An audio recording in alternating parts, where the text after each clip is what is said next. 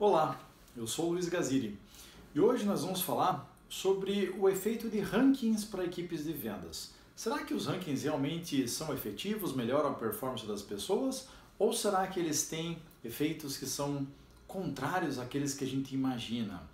Durante a nossa série aqui de vídeos que a gente vem explorando o meu livro chamado A Incrível Ciência das Vendas, a gente descobriu que comissões trazem pior performance, que prêmios que são experiências, né, que são diferentes de bens materiais e dinheiro são prêmios que motivam as pessoas mais do que bens materiais ou do que dinheiro. Nós descobrimos que metas, quando as metas são globais, né, metas da equipe, e quando essas metas são semanais, as pessoas têm melhor performance e a gente evita que fique aquela correria no final do mês. E a gente vem explorando a ciência, né, de como gerir uma equipe de vendas de forma efetiva. Falando sobre rankings, por que as empresas insistem em fazer rankings de vendas, né, ou rankings de funcionário? A ideia que as empresas têm é de que quando a gente vai lá e divulga um ranking e fala para um funcionário, olha, você está em primeiro lugar ou você está nos primeiros lugares, a percepção que a gente tem, a intuição que nós temos é de que as pessoas vão ter uma melhor performance depois de receber uma notícia positiva como essa. E as empresas também fazem ranking com o intuito de fazer com que aquelas pessoas que estão lá embaixo no ranking ou ali no meio do ranking fiquem envergonhadas, né, se sintam mal e queiram melhorar sua performance porque a gente se compara com os outros. Então o ranking nada mais do que essa tentativa da empresa de melhorar a performance tanto de quem está em cima do que com quem está embaixo também no ranking. Agora, será que a ciência suporta esta hipótese? E o professor Ivan Barankai, da Wharton School, ele ficou 3 anos estudando o efeito de rankings em equipes de vendas e ele fez uma descoberta fantástica. O Ivan Barankai descobriu que logo depois da divulgação de um ranking, ele ficou controlando equipes que recebiam, né, um feedback de onde estavam localizadas no ranking e outras equipes que não recebiam nenhum tipo de feedback de ranking. Ele descobriu que equipes que não recebiam feedback de como em que lugar eles estavam posicionados no ranking, essas equipes vendiam 11% a mais do que as equipes que recebiam feedback, onde cada membro sabia exatamente onde estava localizado no ranking. O Ivan Barankai também descobriu que aqueles vendedores que estavam ranqueados lá no topo, quando eles recebiam a informação de que eles estavam em primeiro lugar ou em segundo lugar, eles não melhoravam a performance deles, ao contrário daquilo que a gente imagina que vai acontecer quando a gente divulga o ranking. Agora, a grande questão é o que aconteceu com aquelas pessoas que recebiam uma notícia negativa sobre o seu ranqueamento. O grupo que recebia notícias que estava ranqueado de uma forma ruim, né, de que estava lá nas últimas posições, o que aconteceu com essas pessoas é que elas passaram a vender 28% a menos. E aí que está o grande efeito, né? A gente vai lá e introduz um ranking na nossa empresa achando que a gente vai melhorar a performance de todo mundo, enquanto na verdade nem as pessoas que estão no topo melhoram a sua performance e aí sim que vem o prejuízo. Quando a gente divulga o ranking, as pessoas que estão ranqueadas lá embaixo, elas passam a vender 28% a mais. Isso é um resultado que nenhuma empresa pode aceitar. O que a psicologia, né, a ciência da psicologia sabe sobre a questão do impacto de alguma informação negativa e uma informação positiva no nosso corpo é o seguinte: toda vez que a gente recebe uma notícia negativa, por exemplo, tomar o ranqueado, um hormônio é liberado que se chama cortisol. Cortisol é conhecido como hormônio do estresse. O cortisol reduz o seu pensamento racional, né? Ele desliga a parte racional do teu cérebro chamada de neocórtex, e quem toma a decisão para você é a parte do seu cérebro primitivo, né? Que só reporta as emoções. Então, na verdade, nós somos menos criativos quando a gente tem cortisol elevado no nosso sangue. a gente tem menos argumento, né? Então vendas, né? O vendedor precisa de argumentação. Quando ele tem cortisol elevado no sangue, ele é menos criativo, tem menos argumentação de vendas. O cortisol também ativa mecanismos de defesa e de conflito no nosso corpo, né? Chamada de fight or flight, né? Ele prepara o nosso corpo para uma situação de extremo estresse. São todos os comportamentos primitivos que a gente precisava quando a gente morava na selva. Se eu dou de cara com um tigre, por exemplo, né? O meu cortisol vai elevar, vai dar esse comportamento fight or flight, então o meu sangue vai sair da parte superior do meu corpo e vai entrar nas partes ali onde tem meu músculo, né, para me preparar para eu correr ou para eu lutar, né, que deve ser uma má ideia lutar contra um tigre, então provavelmente as pessoas vão correr. O que acontece com o cortisol também é que ele faz com que a gente fique mais ligado nas coisas negativas. Isso também era necessário na época que a gente morava na selva, porque a gente tinha que estar constantemente escaneando o nosso ambiente para ver quais eram as ameaças que a gente tinha, né? Porque a gente não era topo da cadeia alimentar. Então, na verdade, o cortisol faz com que a gente foque mais nas coisas negativas, a gente não veja o lado positivo das coisas. E a gente recebe notícias negativas de uma forma muito pior, a gente interpreta elas de forma pior quando a gente está com cortisol elevado. E outro grande problema do cortisol é que ele demora um tempão para metabolizar no corpo. Toda vez que a gente recebe uma notícia negativa, a gente fica remoendo aquela notícia durante dias às vezes, né? Porque o cortisol é justamente isso daí. Ele demora para ser metabolizado no corpo. Por outro lado, quando a gente tem uma emoção positiva, né? Recebi uma notícia legal, meu cliente falou que ia comprar o meu produto, né? O hormônio que aumenta é a ocitocina, que é conhecido como hormônio da felicidade. A ocitocina aumenta o nosso bem-estar, nossa capacidade de se comunicar, nossa capacidade de confiar nos outros. A gente recebe notícias negativas de forma positiva quando a gente está com a ocitocina elevada. E o grande problema da ocitocina é que ela metaboliza rápido no nosso corpo. Com toda certeza você já ouviu aquele ditado que a alegria de pobre dura pouco, né? E essa é a verdade, só que a ocitocina do rico e do pobre é a mesma coisa. Então a alegria de qualquer um dos dois dura pouco tempo. Quando você tem, né, a informação do que do cortisol causa no teu organismo, do que a ocitocina causa no teu organismo, qual que é a conclusão que você chega, né? Para a gente ter um dia bom, o que tem que acontecer na nossa vida? A gente tem que ter muito mais um momento positivo do que um momento negativo na nossa vida. A vida do vendedor é levar 9 nãos e 1 sim, todos os dias. A profissão já é naturalmente negativa.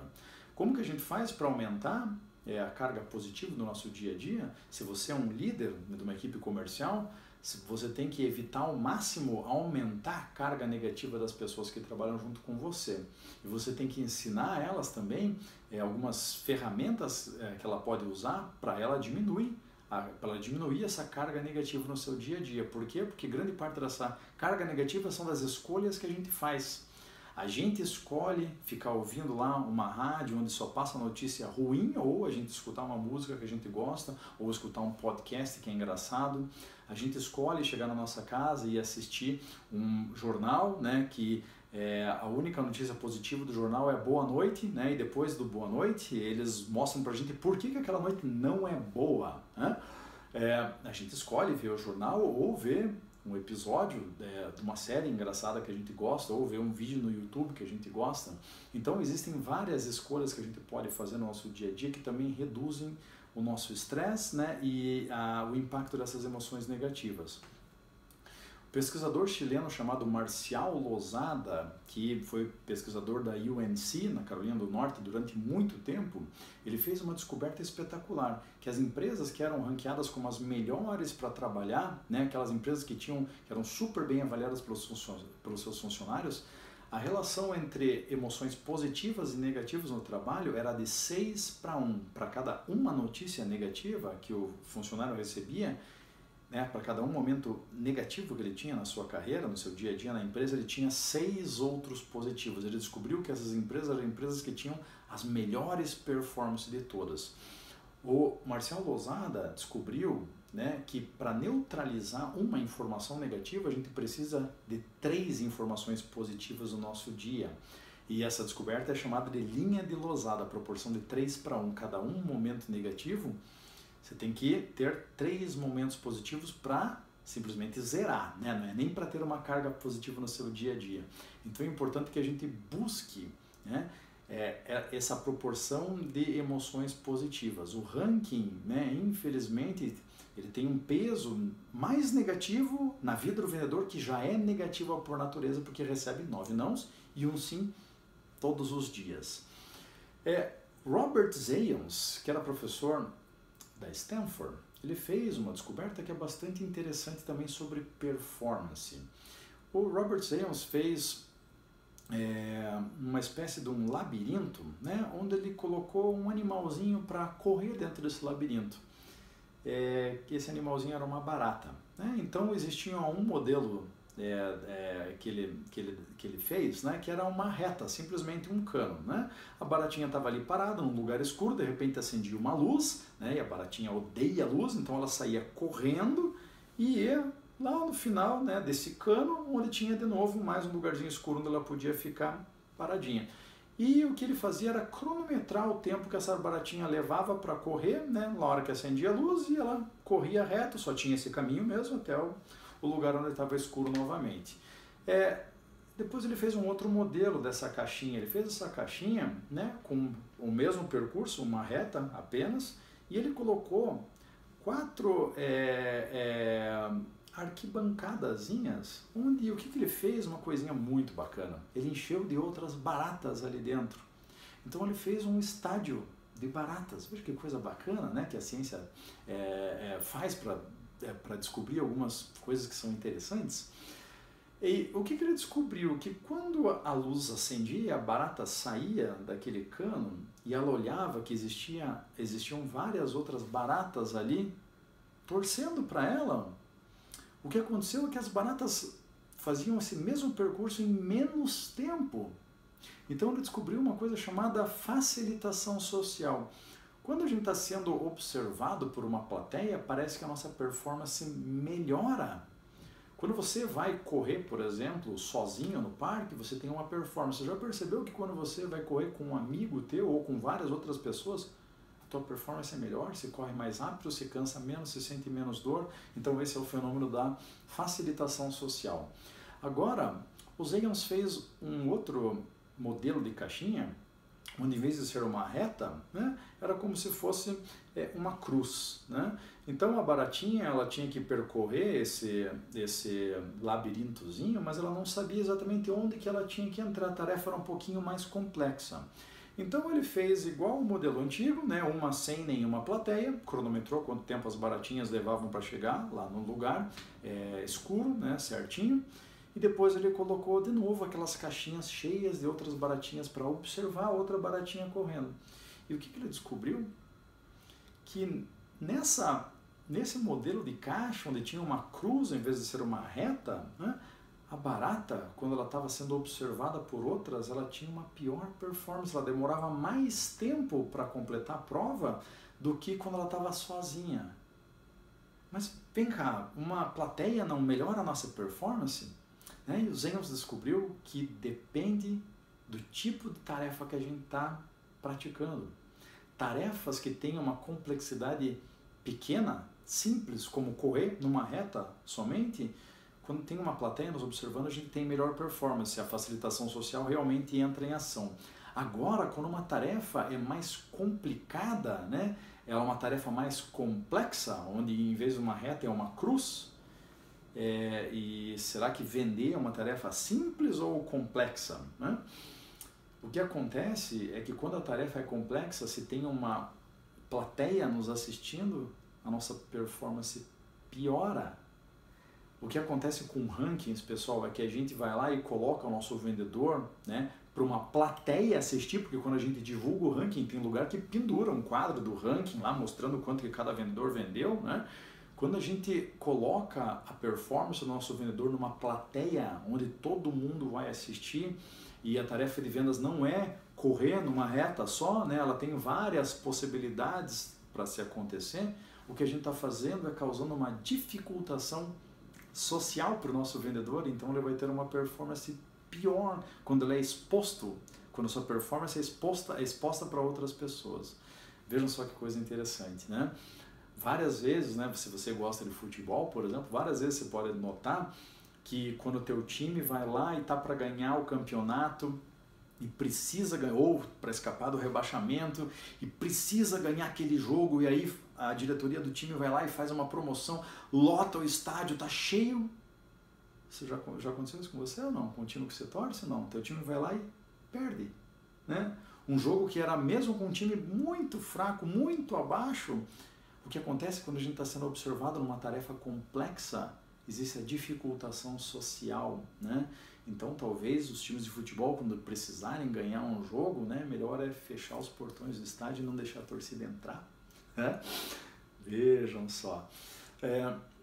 O que acontece com muitas empresas, né, que fazem rankings é que elas nos dizem que elas querem gerar uma competição saudável dentro do ambiente de vendas, né? Ah, vamos fazer uma competição saudável, vamos fazer aqui um ranking, daí a gente dá um prêmio, que geralmente é um dinheirinho, né, para a pessoa, e assim a gente faz uma competição legal aqui, né? Agora eu queria saber qual exatamente é a definição de competição saudável, né? Porque quando a gente divulga o ranking, e como a maioria das pessoas vai estar mal ranqueada, mal posicionada no ranking, então o que vai acontecer é que elas vão ter uma emoção negativa, né? E você sabe que quando acontece uma emoção negativa, aumenta o cortisol. Quando a gente vai estudar, né, os efeitos de aumentos de picos de cortisol frequente no nosso corpo, né, o que acontece em vendas, porque principalmente quando a gente paga a comissão, que o vendedor nunca sabe quanto que vai ganhar, nunca sabe se vai pagar suas contas, né, então o nível de estresse dele aumenta e diminui, aumenta e diminui, aumenta e diminui todos os dias, ele tem picos de cortisol. Um pouquinho de cortisol não tem problema nenhum no teu corpo, às vezes ele até melhora a tua performance. Agora, a grande questão é que quando a gente tem picos de cortisol frequente no nosso corpo, o cortisol está relacionado com mais de uma centena de doenças, incluindo infarto, câncer, obesidade, ansiedade, diabetes e diversas outras. Será que isso é competição saudável, pessoal? Né? Ficar causando picos de cortisol no nosso vendedor, lá mostrando a performance deles para uma plateia assistir? Ou será que isso é uma competição que vai causar coisas que você não quer para a sua equipe de vendas? Né? Existe uma outra questão pela qual os rankings não funcionam, né? Por causa de um comportamento natural do ser humano. Se eu perguntar para você, né, se você é casado, quanto da tarefa lá da tua casa é você que faz? Né? Lavar louça, tirar o lixo da casa, varrer o chão, cuidar das crianças, quantos por cento deste trabalho é você que faz? E se eu fizer essa mesma pergunta para a tua esposa ou para o teu marido, quantos por cento do trabalho ele vai responder que ele faz?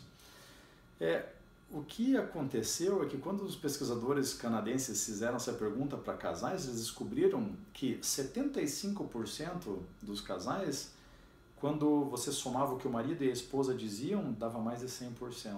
75% dos casos.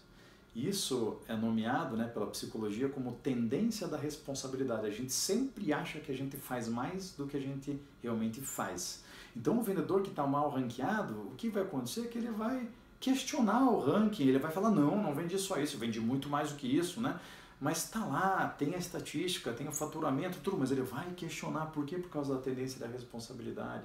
Existe um outro comportamento natural do ser humano que foi descoberto pelo professor Dan Ariely, da Duke. Ele descobriu uma coisa chamada efeito IKEA. Né? A IKEA é aquela loja onde você compra seus móveis e você mesmo monta. Né? Você demora um tempão, mas você acaba montando o seu móvel. O Dan Ariely descobriu que quando as pessoas vão lá e fazem um trabalho, né, alguma coisa que exigiu esforço delas, dedicação, elas valorizam demais aquele trabalho.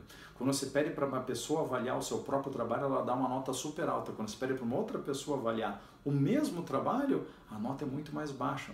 Isso significa que quando a gente põe a nossa dedicação no trabalho, a gente valoriza ele mais do que ele realmente vale. Então existem tendências, né, vieses aí do comportamento humano que vão fazer com que as pessoas fiquem questionando a validade do ranking, vão falar que venderam mais do que venderam, vão desconsiderar o teu ranking, vão colocar ele em crédito. Então isso vai gerar uma confusão desnecessária para dentro da empresa, né?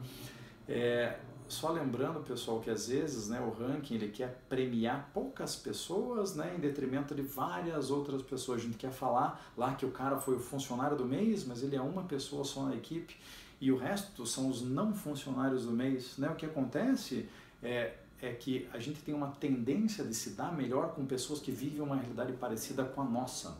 Em vez de causar um benefício para o funcionário do mês e, né, trazer um benefício, fazer ele ter uma melhor performance, etc., ser admirado pelos colegas, o que acontece é que o funcionário do mês, ele não faz parte da galera que não é dos funcionários do mês. E essa galera dos não funcionários do mês, eles se unem, né, e eles começam a isolar esse cara que é o melhor. E daí eles começam a achar justificativa, né? Existem muitos estudos científicos sobre isso, porque aquele cara só consegue bater a meta porque ele é puxa-saco do chefe, porque o chefe deu a melhor região para ele, né? E casos que todo mundo que trabalha com vendas sabe bem que acontece dentro de uma empresa, né? Nós somos tendenciosos para avaliar a nossa performance, né? A gente sempre acha que a gente faz mais do que a gente acha que a gente é melhor do que os outros, e isso tem uma série de estudos comprovando há muitos e muitos anos. O que acontece, pessoal, é que toda vez que a gente faz uma estratégia, né, para aumentar a competição dentro da nossa empresa, a gente acaba se dando mal. A gente consegue os resultados que são muito contrários àquilo que a gente quer fazer quando a gente usa qualquer tipo de estratégia de competição. Comparar meta, né, comparar ranking, comparar performance, tudo isso, pessoal, vai beneficiar pouca gente e trazer um malefício gigantesco para um monte de gente dentro da empresa. Aliás, nem vai beneficiar as pessoas, porque lembra que eles não melhoram a sua performance, e dois, eles vão ser isolados do grupo. Então essas pessoas que têm melhor performance vão acabar sendo minadas pelo grupo e consequentemente vão ter resultados ainda piores, né? Sem falar o restante do pessoal da equipe. Então a nossa conclusão final, pessoal, é que ranking não vale a pena ter na sua empresa. Não compare as pessoas, não coloque visível para todo mundo saber a performance de cada um. Quando você determina as metas, né, individuais, e você soma elas e chega na meta global da empresa, não informe os vendedores quanto cada um determinou de meta. Nunca mande uma informação falando quanto cada um vendeu, né, porque isso causa uma comparação, causa um certo ranqueamento e traz uma desunião da equipe, que é justamente o que a gente não quer. A gente quer colaboração, a gente quer espírito de equipe. Rankings não trazem esse espírito de equipe. Muito obrigado por assistir o vídeo, espero que você tenha gostado. Compartilhe com qualquer pessoa que você acha que pode se beneficiar desse vídeo. E até o próximo. Muito em breve a gente vai fazer mais um vídeo aqui explorando o meu livro chamado A Incrível Ciência das Vendas. Muito obrigado e até uma próxima.